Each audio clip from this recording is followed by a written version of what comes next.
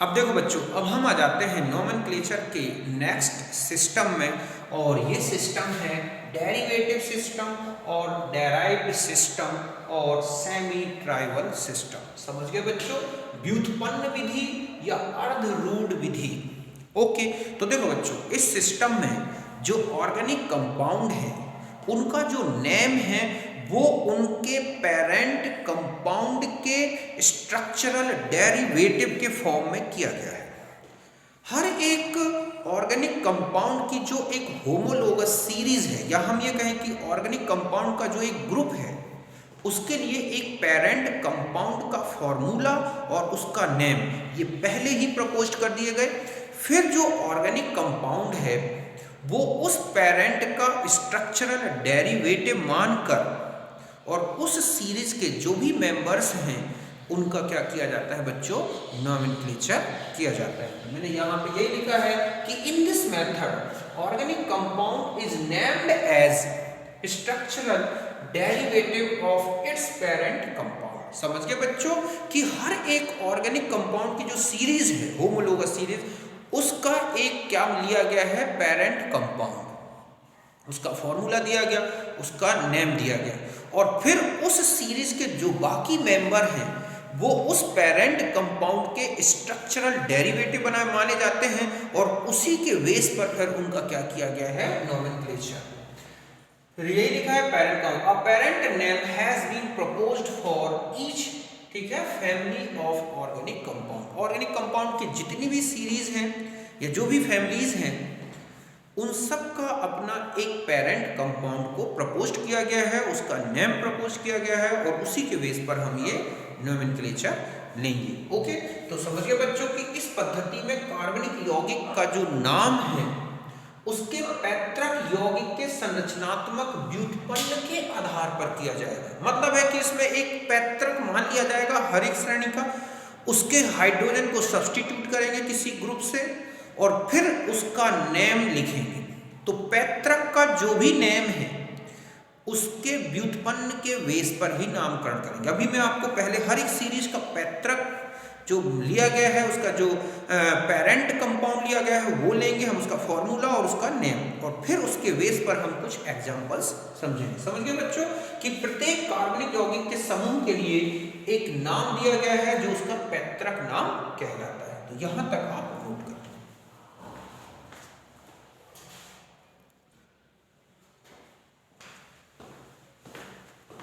अब देखो बच्चों, यहां पर हम ले रहे हैं कि जो होमोलोगस सीरीज है, या कहें कि ऑर्गेनिक कंपाउंड की जो फैमिलीज हैं उनका जो हमने यहाँ पर क्लास नेम लिया है, और यहाँ पर उनके सजेस्टेड पेरेंट नेम लिए गए हैं। जैसे पहला है एल्केन, इसका जो पेरेंट नेम है वो है मीथेन, और उसका फॉर्मूला होता है CH4। मतलब जितने भी एल्केन्स हैं वो CH4 के डेरिवेटिव माने जाएंगे, और उनके नेम के लास्ट में ये मीथेन तो आएगा ही, अभी हम देख रहे हैं। फिर है एल्कीन, तो इसका पेरेंट नेम है एथाइलीन, और ये C2H4 के डेरिवेटिव्स माने जाएंगे। मतलब एल्कीन में जो सीरीज है उसके जितने भी मेंबर्स हैं वो एथिलीन के क्या माने गए?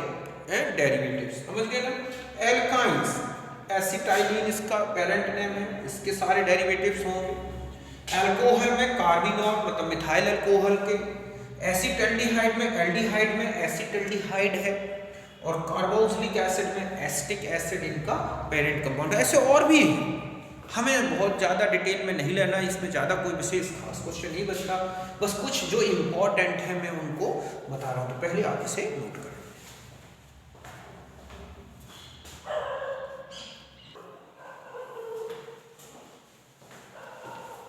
अब देखो बच्चों, जब हम किसी भी ऑर्गेनिक कंपाउंड का जो नोमेनक्लेचर है वो डेरिवेटिव सिस्टम के बेस पर करेंगे, तो हमें ध्यान देना होगा कि उसमें जो पेरेंट कंपाउंड है उसको छोड़कर बाकी कितने एल्काइल ग्रुप या अदर ग्रुप्स रह जाते हैं, उन ग्रुप्स को प्रीफिक्स के फॉर्म में लिखेंगे पेरेंट नेम से पहले।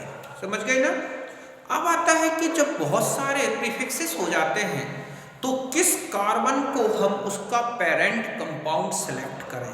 तो ध्यान रखें कि ऐसी कंडीशन में आपको उस कार्बन को सेलेक्ट करना है पेरेंट कंपाउंड के फॉर्म में, जिसमें सबसे ज़्यादा क्या हो बच्चों, एल्काइल सब्स्टिट्यूशन हो, मींस 4th डिग्री, फिर 3 डिग्री, फिर 2 डिग्री, फिर 1 डिग्री को इंपॉर्टेंस देते हैं। देखो मैं अभी आपको एक एग्जांपल से समझाता हूँ। पहले मैंने ये लिखा है कि in this system the name of substituents, okay, that displace hydrogen of the compound, hydrogen, ठीक है, of the compound are used prefix. ध्यान रखें कि जितने भी सब्स्टिट्यूएंट्स हैं उन्हें हम प्रीफिक्स के फॉर्म में लिखेंगे। व्हेन टू और different substituent are present in there, ठीक है, then there prefixes name written as alphabetical order. मान लो मिथाइल भी है, इथाइल भी सब्स्टिट्यूएंट है, तो आप उनको इथाइल फिर मिथाइल इस ऑर्डर में लिखेंगे। अंग्रेजी का जो इंग्लिश अल्फाबेट है उसके बेस पर हम डिटरमाइन करेंगे उनके नेम को लिखने का ऑर्डर। समझ गए बच्चों कि पैतृक यौगिक के हाइड्रोजन के प्रतिस्थापन से प्राप्त प्रतिस्थापियों को पूर्व लग्न के पूर्व लिखते हैं। यदि एक से ज्यादा प्रकार के प्रतिस्थापी हो तो उन्हें अंग्रेजी वर्णमाला क्रम में लिखें। जैसे देखो बच्चों, यहाँ लिखा है CH3CH3, तो हमने लिखा मिथाइल मीथेन। यहाँ पर ये जो है बच्चों, ये क्या है, पेरेंट नेम, और यहाँ पर ये क्या हो गया बच्चों, प्रीफिक्स मींस सब्स्टिट्यूएंट। समझ गए बच्चों कि ये प्रतिस्थापी हो गया, ये इसका पैतृक नेम हो गया। अब मैंने यही बताया कि मान लो ऑर्गेनिक कंपाउंड जिसको आप पेरेंट लेना चाह रहे हैं, मतलब ऑर्गेनिक कंपाउंड, उसमें किसको पेरेंट सेलेक्ट किया जाए, पर्टिकुलर मान लो एल्केन आ गया।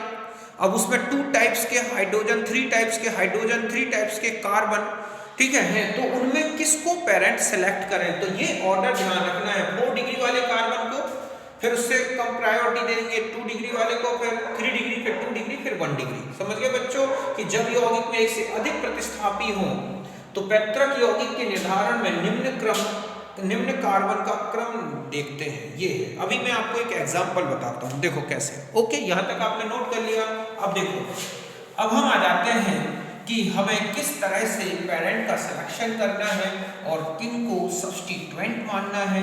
ये तभी आप एक डेरिवेटिव सिस्टम अच्छी तरह से फॉलो कर सकते हैं। देखो बच्चों, यहाँ पर मैंने लिखा CH3, अभी आपने देखा इसका नेम आपने दे दिया मिथाइल मीथेन। ओके, अब हम आ जाते हैं कि CH3, CH2, CH3। अब हम इसे इथाइल मीथेन लिखें या डाई मिथाइल मीथेन लिखें, तो देखो यहाँ पर ये है 1 डिग्री कार्बन और ये क्या है 2 डिग्री और ये 1 डिग्री। तो हम जानते हैं कि हम 2 डिग्री को प्रायोरिटी देंगे, तो हम लिखेंगे डाई मिथाइल मीथेन। समझ गए ना, क्यों, क्योंकि 2 डिग्री को हम मीथेन मानेंगे, बाकी 2 को derivative, such as CH3, CH3, CH3 और H है। अब हम आते हैं कि इसमें, तो आप देख रहे हैं कि ये है 3 डिग्री कार्बन, तो हम लिखेंगे ट्राई मिथाइल मीथेन। ओके, इसमें जो मीथेन है वो ये हो गया, इसमें ये 3 सब्स्टिट्यूएंट हो गए बच्चों, इसमें 2 सब्स्टिट्यूएंट आइसोपेंटेन में आ जाए। सपोज ये हमारे पास आइसोपेंटेन, सॉरी नियोपेंटेन, ये क्या है बच्चों, नियोपेंटेन। ओके, जबकि ये जो आपके पास था ये है क्या बच्चों, आइसोब्यूटेन। ठीक है, अब हम इसे नेम दें तो देखो बच्चों, ये है 4 डिग्री कार्बन, हम इसको प्रायोर मानेंगे और इसी के डेरिवेटिव मानेंगे, तो हम लिखेंगे टेट्रा मिथाइल और मीथेन। समझ गए ना कि हमने इसको प्रायोरिटी दी है। Okay, CH3, CH2, CH3, CH3, या हम ये कहें कि ये है हमारे पास CH2, CH3। अब हम इसे क्या नेम दें बच्चों, तो देखो ये है इथाइल, ये है तो इथाइल और ये क्या है बच्चों, मिथाइल। तो हम लिखेंगे डाई इथाइल, मिथाइल और मीथेन। ऐसा क्यों लिखा बच्चों, पहले इथाइल आएगा अल्फाबेटिकली, फिर मिथाइल आएगा, और ये यहाँ पर 3 डिग्री कार्बन था, इसलिए हम इसे पेरेंट मान लेंगे। ओके, तो यहाँ तक नोट करें।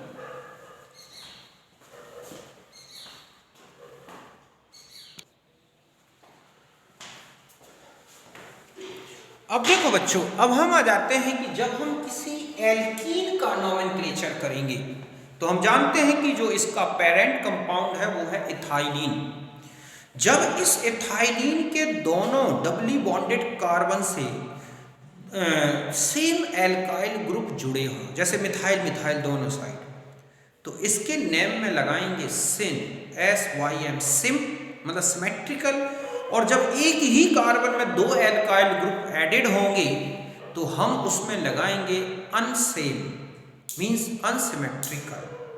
और दो डिफरेंट ग्रुप, दो डिफरेंट कार्बन डबली बॉन्डेड में जुड़े हों तो उनको अल्फाबेटिकल लिख देंगे। समझ गए ना? यही लिखा है for alkene the term SYM, ठीक है, sym term used when the two same alkyl substituent are present on different doubly bonded carbon या फिर ट्रिपली बॉन्डेड कार्बन। एसिटाइलिन में हम वहां देखेंगे। And unsym used when two alkyl group present in the same carbon. समझ गए बच्चों? जब द्विबंधित कार्बन या त्रिबंधित कार्बन से समान समूह दोनों ओर जुड़े हों तो SYM नाम जोड़ दें, आप लिख दें पहले। जबकि एक ही द्विबंधित कार्बन से दो एल्काइल समूह जुड़े हों तो उसमें अनसाइन नेम जोड़ें। जैसे लिखा है CH2 डबल बॉन्ड CH2, हम जानते हैं ये इसका पेरेंट और एथिलीन नेम है, थाइलीन। हमने लिखा CH3 CH double bond CH2, तो हम इसे लिखेंगे मिथाइल एथाइलीन। इथाइलीन का डेरिवेटिव माना जाएगा मिथाइल डेरिवेटिव, किसको? प्रोपीन को। यहां पर दोनों साइड दो मिथाइल ग्रुप हो गए, दोनों डिफरेंट डबली बॉन्डेड कार्बन में है, तो हम लिखेंगे SYM और फिर डाई मिथाइल इथाइलीन। यहां दोनों मिथाइल ग्रुप एक साइड कर दिए मैंने, तो इसको हम लिखेंगे unsymmetrical di methyl ethylene. Okay, अब यहां पर आ जाए CH3 और यहां C2H5, तो हम इसे लिखेंगे इथाइल मिथाइल इथाइलीन। क्यों? क्योंकि ये अल्फाबेटिकल है, ना तो ये सिमेट्रिकल है और ना ही इस तरह से अनसिमेट्रिकल है। ओके, अब हम और भी कुछ एग्जांपल्स देखते हैं। ऐसे ही ये लिखा है जैसे, ओके, पहले मैं सबको मिटा दूं, यहां से हटाऊं। अब और देखो बच्चों, नोमेनक्लेचर देखते हैं। जैसे यहां पर आ जाए, ये लिखा है CH ट्रिपल बॉन्ड CH, तो हम इसे बोलेंगे ऐसा, ठीक है, एसिटाइलीन।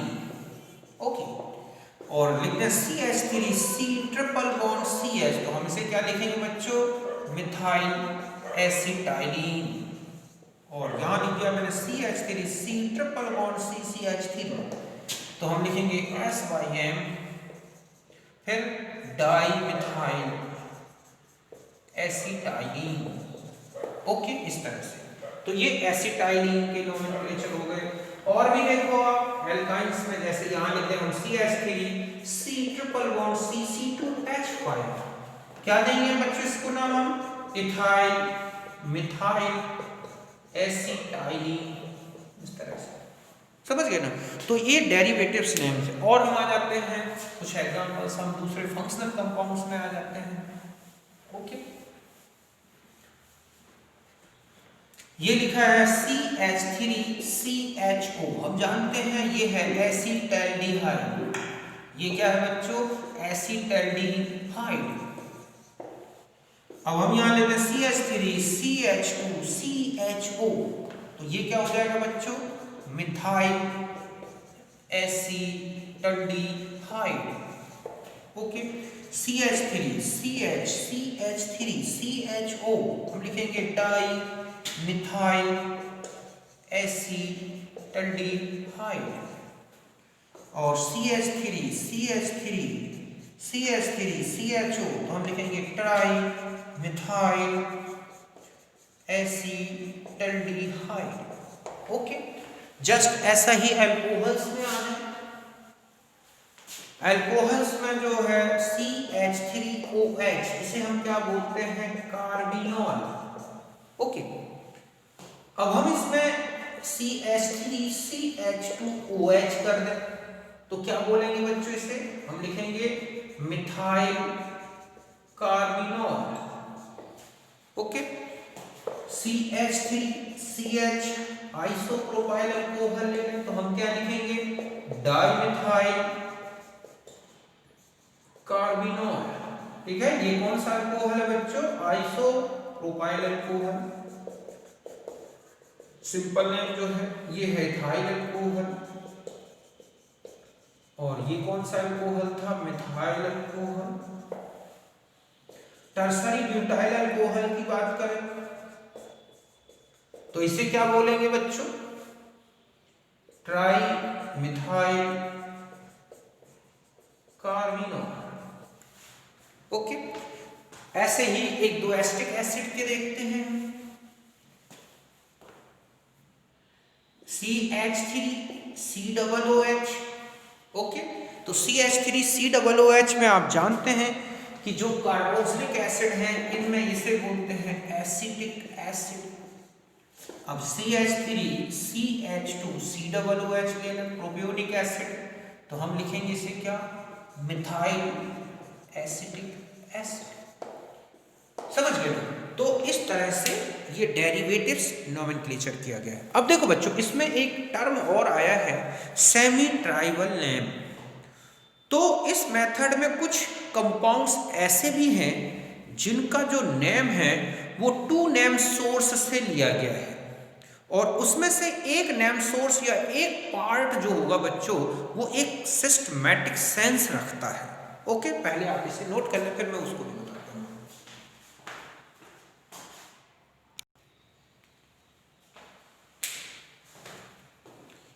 अब देखो बच्चों, इस डेराइव्ड सिस्टम में एक टर्म आया है सेमी ट्राइबल, है ना, अर्ध रूढ़ विधि। तो कुछ ऑर्गेनिक कंपाउंड्स के नोमेनक्लेचर इस मेथड में ऐसे भी किए गए हैं जिनके 2 सोर्स हैं, मतलब 2 पार्ट हैं। इसमें से एक पार्ट जो है बच्चों कोई सिस्टमैटिक सेंस रखता है। मैंने यही लिखा है कि name of the some organic compound, ठीक है, given by 2 source in which 1 source part gives systematic sense. समझ गए बच्चों? कुछ यौगिकों का नामकरण 2 स्रोतों के नाम पर किया गया है जिसमें से एक भाग एक निश्चित सेंस रखता है। जैसे ये है ग्लिसरॉल, तो ग्लिसरॉल में ऑल जो है बच्चों ये इंडिकेट करता है, okay, indicates presence of OH group. समझ गए ना? आप देखोगे ओल, जब हम IUPAC नोमेनक्लेचर आएंगे तो ओल जो है OH ग्रुप को बोला गया है। तो इस तरह से ग्लिसरॉल वो कंपाउंड होगा जिसमें OH फंक्शनल ग्रुप है। एसीटोन, अब यहां पर जो बच्चों ओन है ये इंडिकेट करता है, indicates presence of own ketonic group. समझ गए ना? तो एसीटोन में कीटोनिक ग्रुप होता है, आपने फॉर्मूला भी देखा होगा CH3, ठीक है, आएगा आगे CH3। जबकि ग्लिसरॉल में आप देखोगे CH2OH CHOH CH2OH। तो यहां पर ओन आया है तो कीटोनिक ग्रुप के कारण ओन आ गया, यहां ओल आया है तो ये ग्लिसरॉल में OH की प्रेजेंस बताता है। स्टाइरीन, तो यहां पर जो इन है, ene indicates presence of double bond. समझ गए? जैसे स्टाइरीन में आप देखोगे ये फॉर्मूला है CH डबल बॉन्ड CH, ये है इन ग्रुप दिख रहा है, इसीलिए स्टाइरीन। तो बहुत सारे ऑर्गेनिक कंपाउंड हैं जो लास्ट में उनमें जो सफिक्स लगा हुआ दिख रहा है वो कोई ना कोई सिस्टमैटिक सेंस रखता है, तो इस बेस पर भी नोमेनक्लेचर कर दिया गया। तो इस तरह से आप देखोगे कि जो डेरिवेटिव सिस्टम है ये किसी ना किसी एक पेरेंट कंपाउंड के या किसी जो है कंपाउंड के सोर्स के बेस पर नोमेनक्लेचर किया गया है। जैसे आप देखोगे कार्बोक्सिलिक एसिड्स हैं, एसिटिक एसिड के बाद प्रोपियोनिक एसिड, ब्यूटेरिक एसिड, तो ओइक आ रहा है तो ओइक कार्बोक्सिलिक ग्रुप को इंडिकेट करता है, मतलब कहीं पर ओइक लगा है। बेंजोइक एसिड, ओइक, बेंजोइक में ओइक COOH को इंडिकेट कर, प्रोपियोनिक एसिड, ठीक है, तो ओइक जो यहाँ पर टर्म आ रहा है तो वो एक कार्बोक्सिलिक ग्रुप को इंडिकेट करता है। मींस यहाँ पर लिखा है CH3CH2COOH प्रोपियोनिक एसिड, तो यहाँ एक आ रहा है, देख रहे हैं बच्चों, एक एसिड मींस इंडिकेट, ठीक है, ये क्या इंडिकेट कर रहा है, इंडिकेट्स कार्बोक्सिलिक ग्रुप। तो कहीं पर एक लगा दिखे ना बच्चों, समझ जाओ कि उसमें कार्बोक्सिलिक ग्रुप है। ओल लगा दिख रहा है मींस अल्कोहल है, ईन लगा दिख रहा है वो एक एल्कीन को इंडिकेट करता है, आइन लगा दिख रहा है एल्काइंस ट्रिपल बॉन्ड को इंडिकेट करता है। तो IUPAC सिस्टम में ये सारे छोटे छोटे से जो लिमिटेशंस दिख रहे हैं कि कैसे इन लगा दें, कैसे आइन लगा दें, इन सब को हम बाद में IUPAC सिस्टम में बहुत अच्छे से डिस्कस करेंगे। तो मैंने आपको 2 सिस्टम्स बताए, एक ट्राइवियल नोमेनक्लेचर, कॉमन नेम। हम जितने भी ऑर्गेनिक केमिस्ट्री में रिएक्शंस पढ़ेंगे, उनके जो रिएक्टेंट्स हैं, प्रोडक्ट्स हैं, हम ज़्यादातर एक कॉमन नेम के बेस पर ही डिस्कस करते हैं। तो कॉमन नेम आप अच्छी तरह से याद कर लें जो गिने चुने हैं। देखो बच्चों, methane, ethane, ethyl alcohol, methyl alcohol, formic acid, acetic acid, benzoic acid, acetaldehyde, formaldehyde, ठीक है, प्रोपेनल्डिहाइड, बेंजल्डिहाइड, इसी तरह से methylamine, ethylamine, propylamine, tertiary alcohol, tertiary butyl alcohol, isopropyl alcohol, इसी तरह से आप साइनाइड में चले जाएं तो मिथाइल साइनाइड, इथाइल साइनाइड, इस तरह से ये जो बच्चों ethyl chloride, methyl chloride, benzene, ठीक है, फेनिल क्लोराइड, आयोडाइड, इस तरह से ये जो कॉमन नेम बताया ना मैंने जो आपको, बस इतने अच्छी तरह से रट लो इनके फॉर्मूले।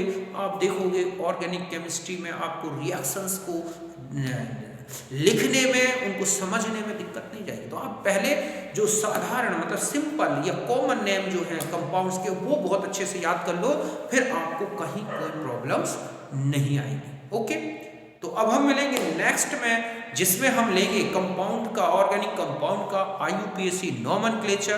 पहले हम उस IUPAC नोमेनक्लेचर में क्या टर्मिनोलॉजी यूज होती है उसको अच्छी तरह से डिस्कस करेंगे, जैसे root word, prefix, suffix, primary suffix, secondary suffix, primary prefix, secondary prefix, इनके बारे में कंप्लीट डिस्कस करेंगे। फिर हम कॉमन जो रूल्स हैं ऑर्गेनिक कंपाउंड्स के नोमेनक्लेचर को, उसको डिस्कस करेंगे। फिर मैं देखता हूँ आप ऑर्गेनिक कंपाउंड का कोई भी ऐसा ऑर्गेनिक कंपाउंड नहीं होगा जिसका आप नोमेनक्लेचर ना कर पाओ। बस सिस्टमैटिक देखते रहो, अच्छी तरह से समझते रहो। मैं एक एक पॉइंट ऑर्गेनिक केमिस्ट्री का कंप्लीट कर दूंगा, कहीं की कोई प्रॉब्लम नहीं रह जाएगी। ओके, तो मिलते हैं नेक्स्ट वीडियो में, तब तक के लिए नमस्कार, थैंक यू।